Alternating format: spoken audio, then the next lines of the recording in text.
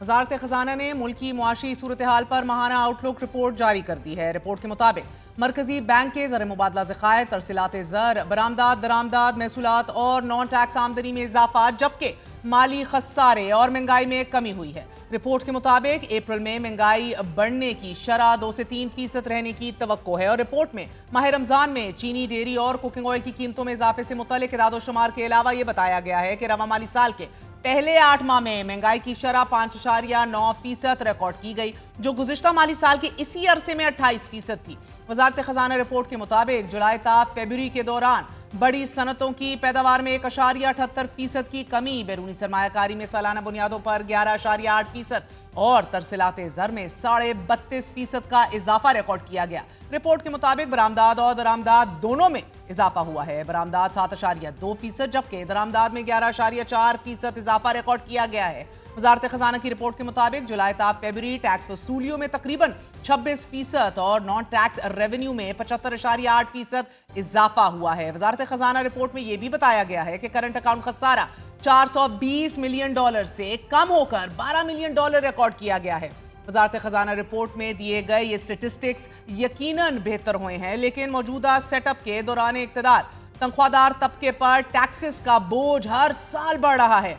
सहाफी शहबाज राना की खबर के मुताबिक 8 माह के दौरान तनख्वाहदार तबके ने 331 अरब रुपए का इनकम टैक्स अदा किया है, कि जो हुकूमत के मंजूर नजर तबके यानी कि रिटेलर्स के अदा करदा टैक्स से 1350% ज्यादा है।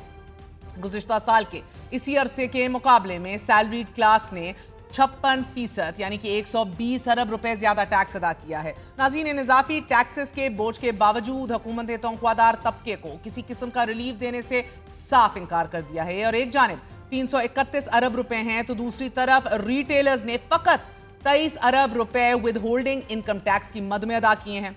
Just imagine, non corporate sector के मुलाजमीन ने 141 अरब रुपए, जबकि कॉर्पोरेट सेक्टर के मुलाजमीन ने 101 अरब रुपए इनकम टैक्स अदा किया है। अभी तक हुकूमत बिजली की कीमतों में खातिर ख्वाह कमी करने में भी नाकाम हुई है, जबकि आज अखबार में छपने वाली इसरार खान की खबर के मुताबिक 7 IPPs ने हुकूमत को पेशकश ये की है कि अगर उनके खिलाफ मुबैना गैर मामूली मुनाफे की जारी तहकीकात बंद कर दी जाएं और अदालतों में जेर इल्तवा मुकदमात वापस ले लिए जाएं तो वो बिजली के नर्ख में फी यूनिट 50 पैसे तक कमी और ताखीर से अदायगी पर आयद शुदा 11 अरब रुपए से जायद सरचार्ज भी माफ करने के लिए तैयार हैं।